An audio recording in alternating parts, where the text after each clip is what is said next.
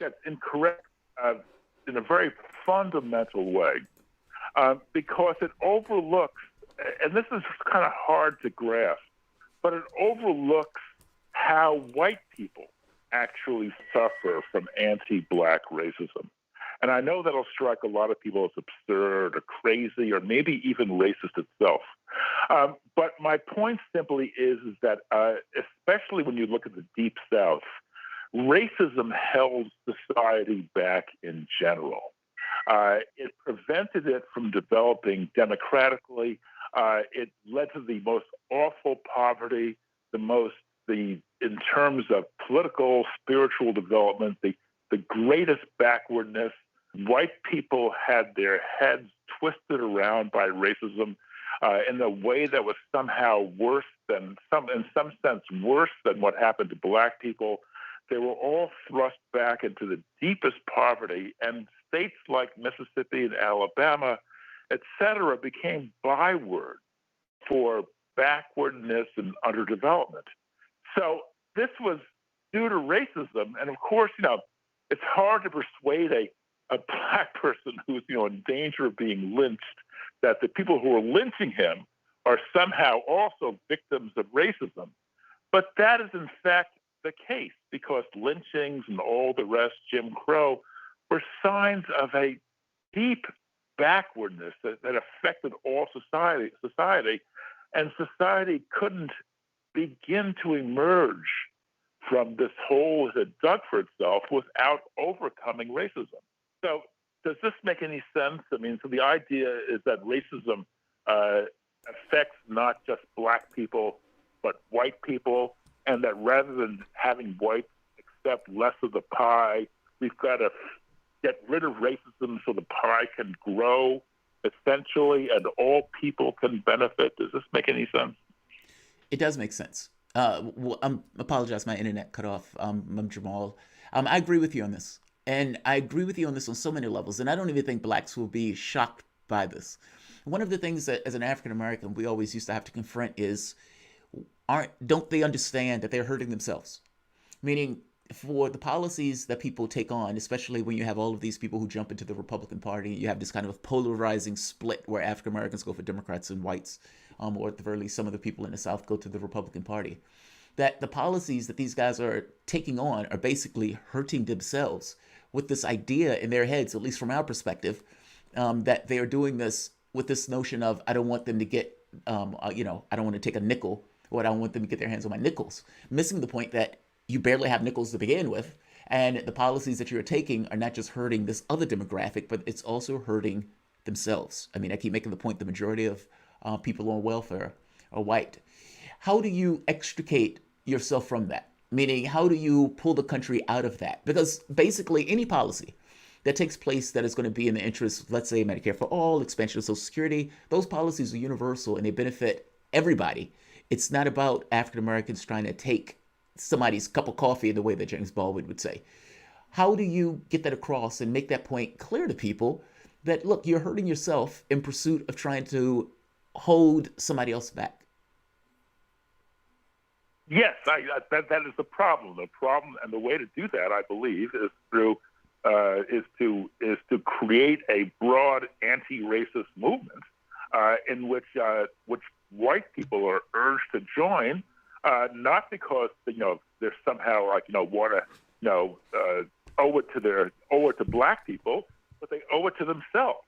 That the only way they can advance is through democracy and socialism, I would add,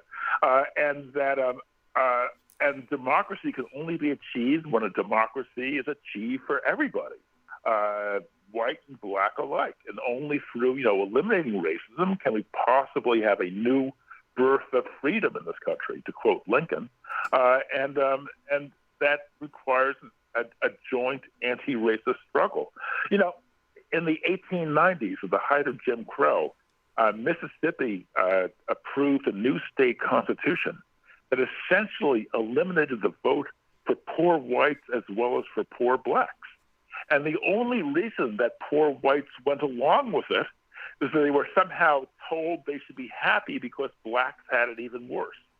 So therefore, Right there. poor whites gained a measure of of satisfaction from the fact that blacks were oppressed even more.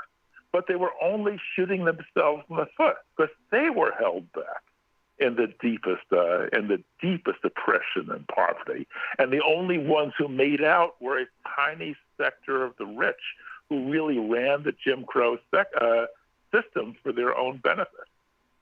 So one question here, again, we're talking about this issue of white privilege as such, not just the phrase, the idea, but also the applicability of the idea. We're getting into some of the nuance on that. But I mean, you're looking at a nationwide movement. Black Lives Matter is a few years old at this point. Obviously, this would be the biggest sort of, not uprising, but the biggest move that it's had, the biggest push that the movement has had. And white privilege, the phrase, has become one of the sort of bywords of the problems that people are seeing in the system.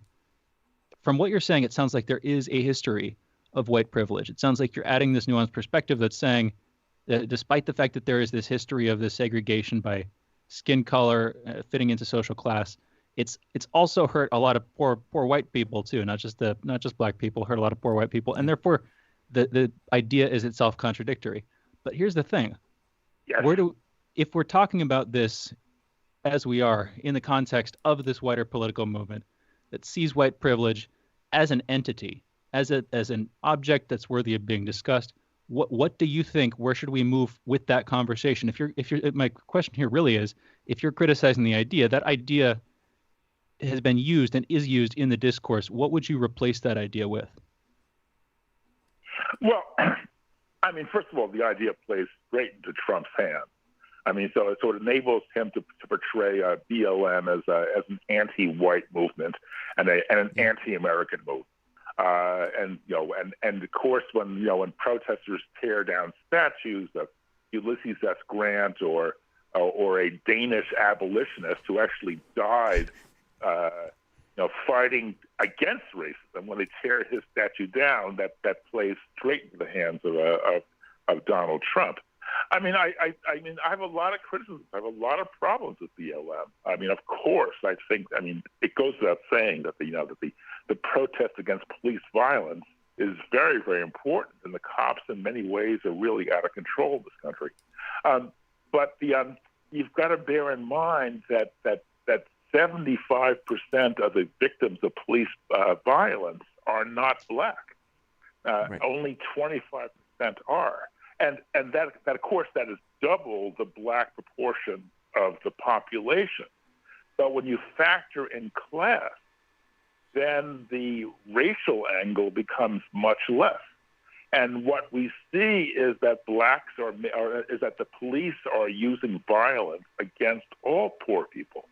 And as people grow poorer, as the new depression bites more and more deeply, and everybody is thrust downwards as a consequence, I mean, that violence will probably increase. So I'm arguing for class-based politics rather than race-based politics. Not that we should play down the problem of racism. We should play it up, but we should realize that it's only by making everybody see what their stake is in the struggle, that's the only hope of achieving any success. That is a very good point. On my channel, I tend to focus on this notion of class over race because I think between the two, class is something that you can directly deal with. And I make the point that you make, that basically, you have 1,000 police killings a year on average, and 99% of those have no consequences associated with the officer, meaning result in no charges.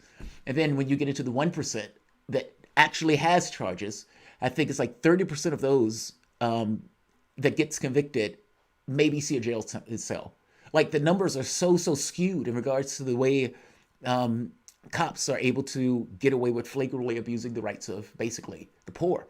I try to make the point that there's a disproportionate number of blacks that get killed, but the overwhelming majority of the people that get killed are basically whites. And the overwhelming majority of all of those, meaning from everybody, is poor. And so I am so glad that you said that. Do you think this protest that has taken place for George Floyd expands into the issue of class and take broader concerns into play, especially after, let's say, the housing apocalypse that we're expecting at the end of the month if Congress doesn't get involved? What do you see for the protests? And do you see these things kind of developing and maturing into something that's more broad and more class-based? Well, it won't just happen gradually like that. I mean, first of all, the problem is BLM. I mean, BLM is among a bunch of groups that have received a $100 million 6-year grant from the Ford Foundation. The Ford Foundation is not interested in promoting a class analysis of this problem. The Ford Foundation is only interested in perpetuating the American ruling class and its grip on power. I mean, it's a corporate entity, and that's what it believes in. BLM is also, taking at this point, no one's really quite sure how much it is, but clearly millions of dollars in corporate donations from people like Amazon, Microsoft, Nike, et cetera. And these companies like Amazon, headed by Jeff Bezos, have no interest whatsoever in disturbing the current class structure. Quite the contrary, they want to perpetuate it and even make it more unfair. So BLM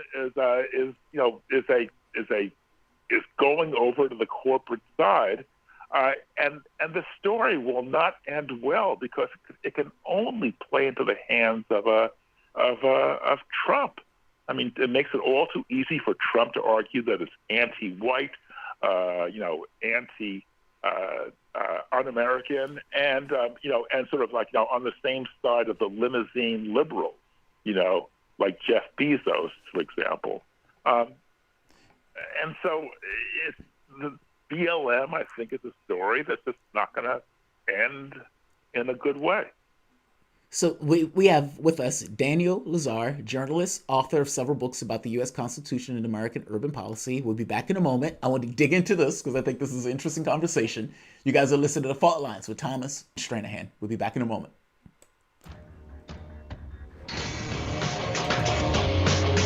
Fault Lines.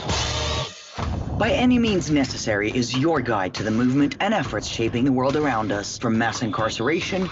No longer am I interested in or concerned with prison reform. I am interested only in the eradication of prisons. To the battle between police and water protectors. It was a pretty punishing disregard for the sanctity of human life, that unleashing water cannons on peaceful, prayerful water protectors. From efforts to protect the environment. The climate movement is ready to, with plenty of opposition research and force and strength, along with, the right of both science and morality, to fight them on this. To the movement for Black Lives. When I first saw the Michael Brown video, when I saw that it clearly contradicted the narrative put forth by the Ferguson Police Department and by police supporters in general, 3 words came to mind: color me shocked. Stay tuned to By Any Means Necessary, 5 days a week here on Radio Sputnik.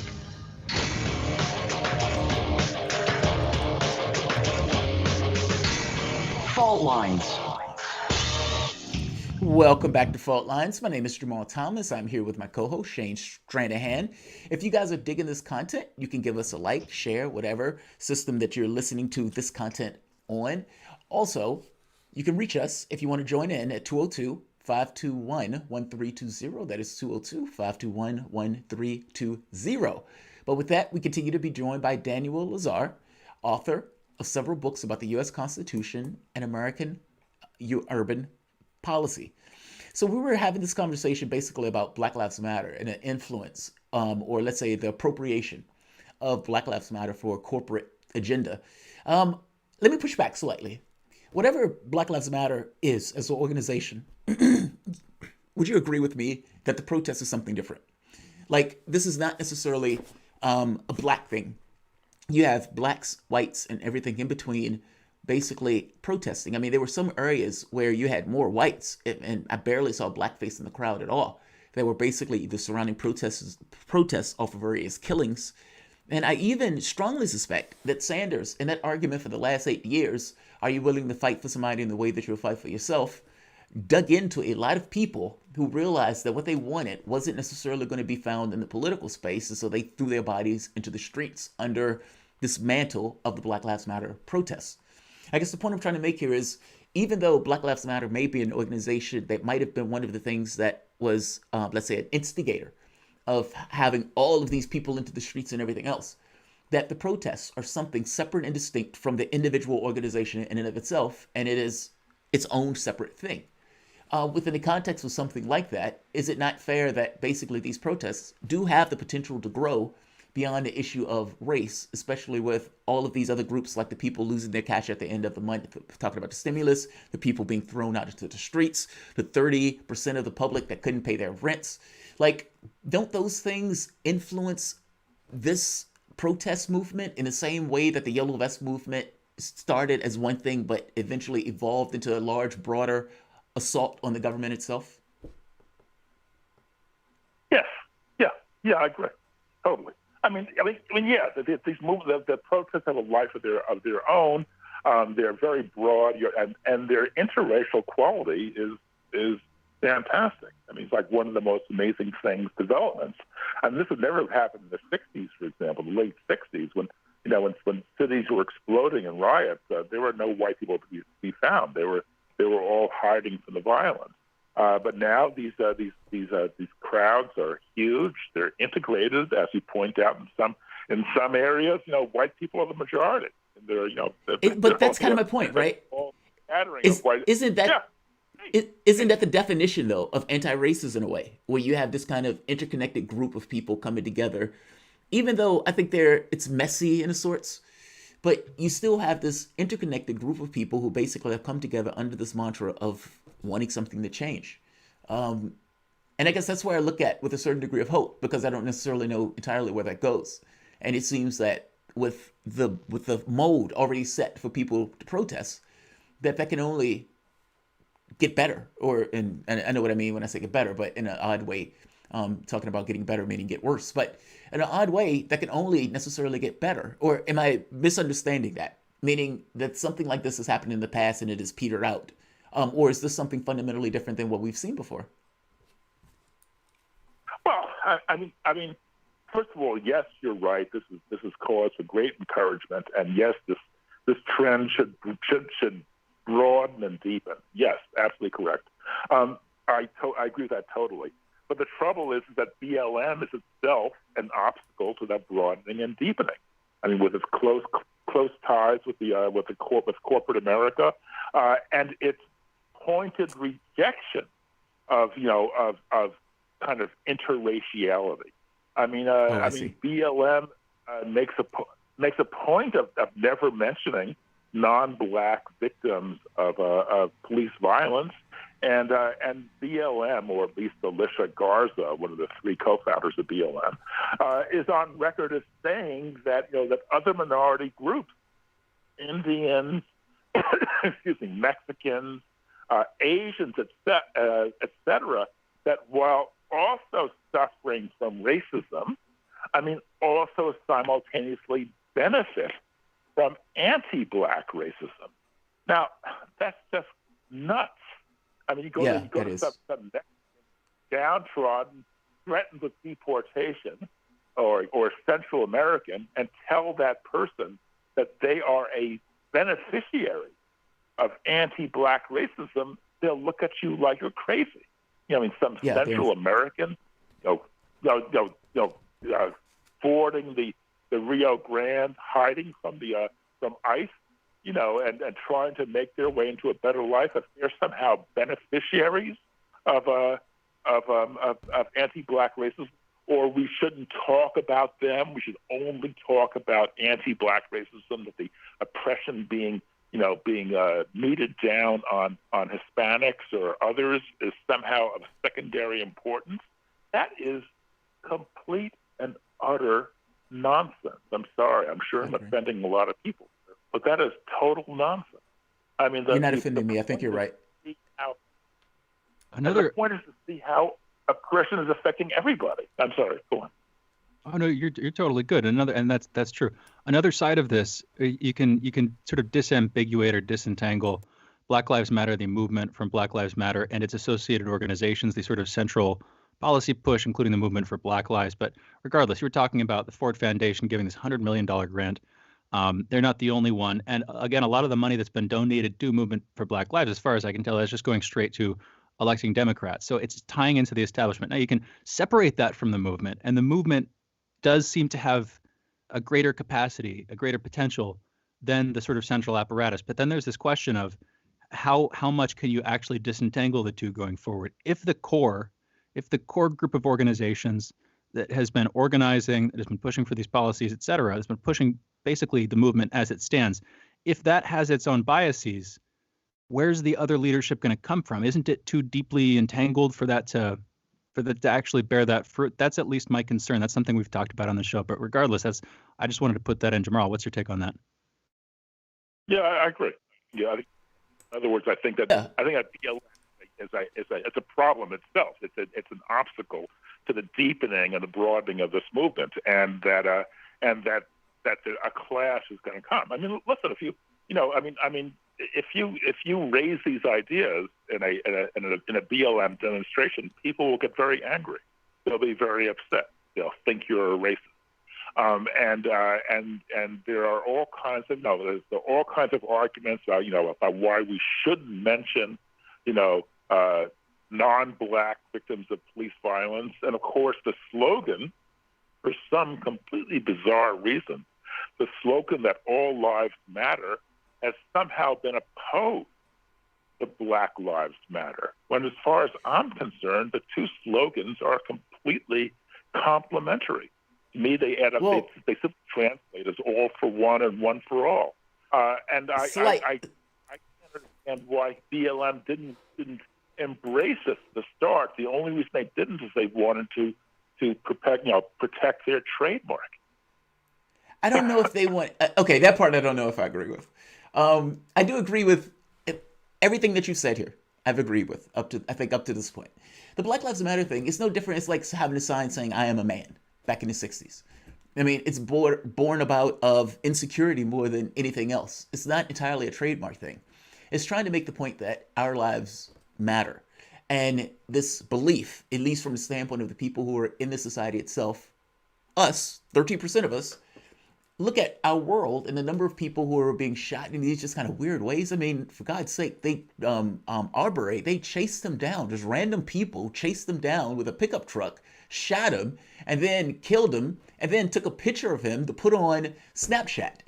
And that's so degrading, the fact that they thought that they could even do that. Just random human beings looking at other human beings in our society. No, their argument was our lives matter. But again, I just wanted to make that clear. That's not born from a place of black supremacy. That's more so born from a place of insecurity of, it seems that our lives don't matter, especially in the context of either law or in the... Go ahead, I'm sorry. Yes, you're correct. But I would agree with you, except that in 2014, Alicia Garza wrote an essay in which she pointedly rejected the idea that that brown lives matter, etc. He said, "Don't bring it up now. Let's not change the subject. Let's only focus on Black Lives Matter." And so she said it. It's on the record. That sentiment still animates the movement, and I think it's actually a deeply counterproductive sentiment, because you want to enlist brown people, yellow people, and poor people in general into the struggle against police violence, which affects black people disproportionately. But black people need allies. They can't do it themselves, and that is I agree with you. Great breakthrough of BLM, because they have found huge numbers of allies, but they need to. No, I agree with you. I do agree with you. I don't want it to come across as if I don't agree with you. I think the part that I disagree with is look, I understand that the person who might have started this have said things that are greatly problematic. And I agree with you on everything that you've said in regards to the position that she might have been taking of not necessarily having allies in the idea of all lives matter. Agreed, 1,000%. But I do think there's something to be said for somebody representing the interests of a demographic that they feel wasn't necessarily represented full-throatedly, and to do so almost singularly with a certain degree of ferocity that it deserves because it hasn't necessarily had that level of dedication prior. So I can't necessarily take shots at the person for that, even though I understand where you're coming from in regards to not needing allies. I think I'm of two minds of it. Both of those things, even though they may sound like they conflict, they don't. I think there's something to be said for people making this argument that our lives matter. And again, I just want to strongly make this point that that's not coming from a position of black supremacy. It's coming from the opposite of this insecurity when you see your society reflecting your image, and it's reflecting the image back in a way that's somewhat disfigured, that doesn't seem to have the same, let's say, worth as others, where you have to kind of assert my life matters. I mean, it's like Obama coming out with the birth certificate stuff. It's embarrassing for a president to have to do that. And yet he's doing that entirely because society is kind of pushing him of saying your value as an African-American, we're questioning even whether you're even an American. So it's like I'm of two minds. It's like in one part, I agree with what you're saying. African-Americans in this movement need allies. And this is more of an issue of class. By the same token, I understand where this person is coming from when they're pushing this stuff. And let me let you respond to that. And I'm sorry, we have about a minute and a half left. Where do we move from here? If it's up to you. Go ahead. First of all, I agree with you. I mean, there's nothing wrong. There's not only nothing wrong, there's everything right about black people standing up and saying, like, our lives matter, and that, that racism is a huge problem. It's been neglected for far too long. And we are paying a huge price for that. Because not only is that okay, it's fantastic, commendable, et cetera, et cetera. But just simply how you make that statement. If you just Black Lives Matter can imply any number of things, to the degree that it's meant in any kind of exclusive way. In any kind of exclusive way is counterproductive, because police violence, as I said, is got to be understood in class terms as well as in race terms, and therefore you want to create a broad-based, working class movement against. Thank you. Violence. That is Daniel Lazar. Really appreciate you joining us. Hopefully we can have you back on soon to have this and other conversations too. Regardless, that was Daniel Lazar, journalist, author of several books. We'll be back in just a minute. Another great hour coming up. Our last hour of the week should have some interesting conversations. You're listening to Fault Lines with Jamarl Thomas and Shane Stranahan.